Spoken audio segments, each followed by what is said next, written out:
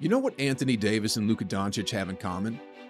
They both have been the recipients of the Andrew Wiggins Poster Award. Ladies and gentlemen, the Golden State Warriors crushed the Los Angeles Lakers in Game 5 of the Western Conference Semis. And the truth is, Game 6 is the Lakers' Game 7 because there ain't no way the Lakers are going to win again in Chase Center. Not a chance. And whether you want to believe it or not, the absolute truth is the Golden State Warriors have the Lakers scared. First off, I hope Anthony Davis is all right. That inadvertent elbow took him out of the game in the fourth quarter. And as much as I want the Warriors to win this series, I don't want to see anybody getting hurt. And neither do I want the Warriors to win without the Lakers being at their best. But anyway, with that being said, look at this, guys. 15 free throws for the Lakers and 15 free throws for the Warriors. Wow. It was literally exactly what I thought was going to happen. The NBA script is quite obvious at this point. They want this series going to at least 6 or 7 games, so they finally called the game the way it should have been called, fair and square. And what happened? The Warriors won convincingly. And speaking frankly, if the refs had called this whole series fairly the entire way, the Warriors would have advanced to the Western Conference Finals after this Game 5 victory, but that's beside the point.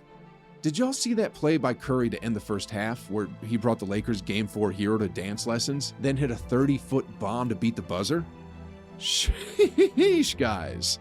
I know this wasn't Steph's greatest performance, but all game, I could tell that he wasn't going to let his team lose this one. Then Gary Payton II. Man, how in the world did this guy go undrafted? If there's one thing that still baffles me to this day, it's got to be that question. Because look, on a team that features 3 future Hall of Famers and a top 10 player of all time, in arguably the most important game of the season, it was the young glove who had the highest plus-minus at plus 25. This guy is literally a master of doing all the small things that helps a team win. Then, in addition, look at what he's producing on the box score. Game 4 had him going 7 for 9 from the field with 15 points. Game 5 had him going 4 for 5 from the field for 13 points. The man is efficient, the man is crafty, and at least in San Francisco, the man is slowly becoming a legend. With that being said, let's go over the exact reasons why the Warriors are going to win Game 6 in Crypto Arena. First off, LeBron is completely exhausted. The man played 43 minutes in Game 4. Then in Game 5, not only did he play 39 minutes, but he also had a slight limp at one point when he rolled his ankle. He's tired, his legs aren't quite there, and despite him spending like $2 million a year on his body, I don't think he'll be at 100% come Game 6. You know, I was actually loving the fact that in Game 5, the score was kept within 10 points throughout most of the fourth quarter because that way, Darvin Ham and the Lakers still had hope they could win, and as a result, LeBron played his heart out. Well, now he has 1 day rest before his biggest game of the season. The second reason why the Warriors are going to win Game 6 is because the referees are not going to be so lopsided again with their whistles like how they were in Games 1 and 3. From an NBA business standpoint, even if they want the Lakers to eventually win this series, they'd at least want this going to 7 so they can maximize their revenue. Because look, Game 3 had nearly 10 million viewers at one point, which is actually the most watched conference semifinals contest in 12 years. I'm sure that the NBA is just salivating at the thought of this series going 7 games because Game 7 will fall on a Sunday, which also happens to be Mother's Day. Sheesh, guys. Every basketball fan and their mother are going to be tuning into this game. And the ratings are going to be off the hook. The third reason why the Warriors are winning Game 6 is because Game 6 Klay is going to make an appearance. Number 11 has been in a bit of a shooting slump as of late, but he's due for a big game. This is the second best shooter in NBA history, and expecting him to have just another off night is just naive. I mean, it's like flipping a coin. Sometimes it lands on heads, like 3, 4, 5 times in a row. But you just know by the odds that sooner or later, tails is coming. Trust me when I say that Klay Thompson is about to make an explosion. The fourth reason why the Warriors are going to win Game 6 is because the others have awoken. I don't know if they just naturally assumed Steph was going to bail them out this entire series, but it seems like they finally realized that they need to step things up. I mean, Draymond had 20 points in this latest outing, while Wiggins had 25. Steph Curry has been single-handedly keeping the Warriors alive this entire time, and if he's finally going to get the help he needs, the Lakers are in big trouble. The fifth and final reason why the Warriors are winning Game 6 is because they have all the momentum on their side now. Here's what I mean. The Lakers understand the importance of Game 6. It's basically a do-or-die type of game, and they know that. Each jump shot they take is going to have that extra weight on it. I know clutch minutes don't officially start until there's like 5 minutes left in the fourth quarter, but this whole Game 6 is going to feel like one big clutch moment. And who's there that the Lakers can depend on to make those big outside jumpers? Dennis Schroeder? Vanderbilt? Hachimura? Lonnie Walker again? I don't think so. Then on the other side of that same coin, you're going to have Steph Curry. The last time he was in an elimination game on the road, he dropped 50. This guy literally lives for these moments. Ladies and gentlemen, are y'all seeing what I'm seeing? This series is going to go to LA.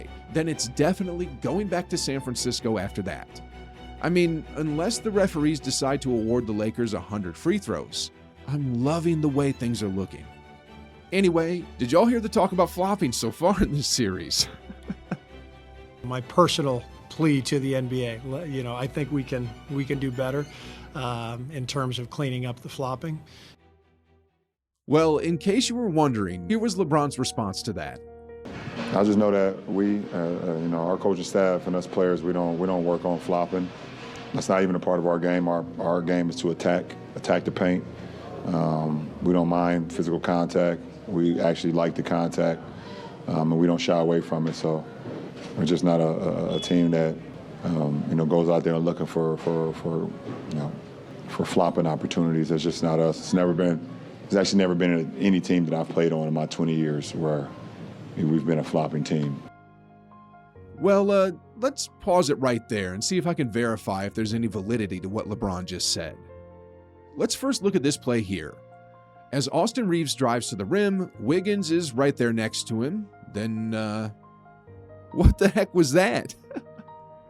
It doesn't even look like Wiggins touches him, but the man turns into Austin Powers and just flops to the ground like a Hollywood actor.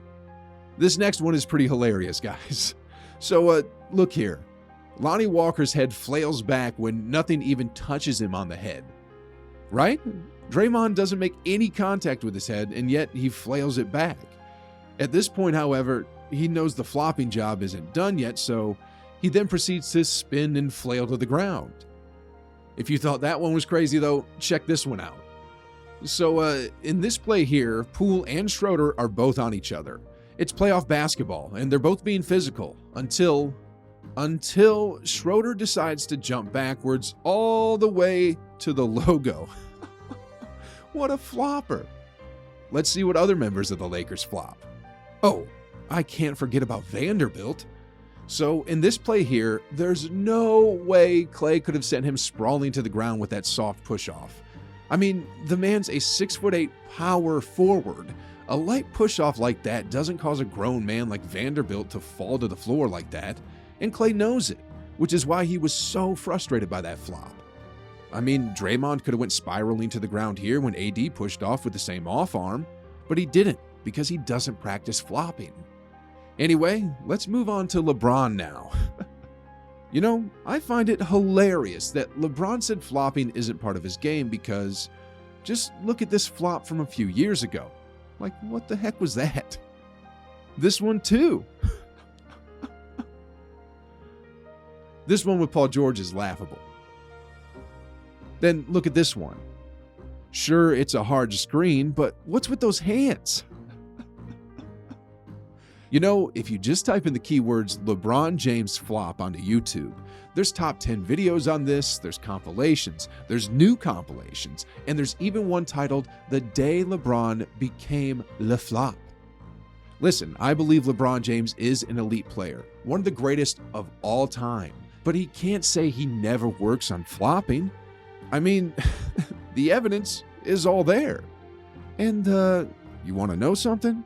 Searching for these flopping calls was actually pretty fun. So I think I'll actually come up with a full video on this myself. So make sure you stay tuned.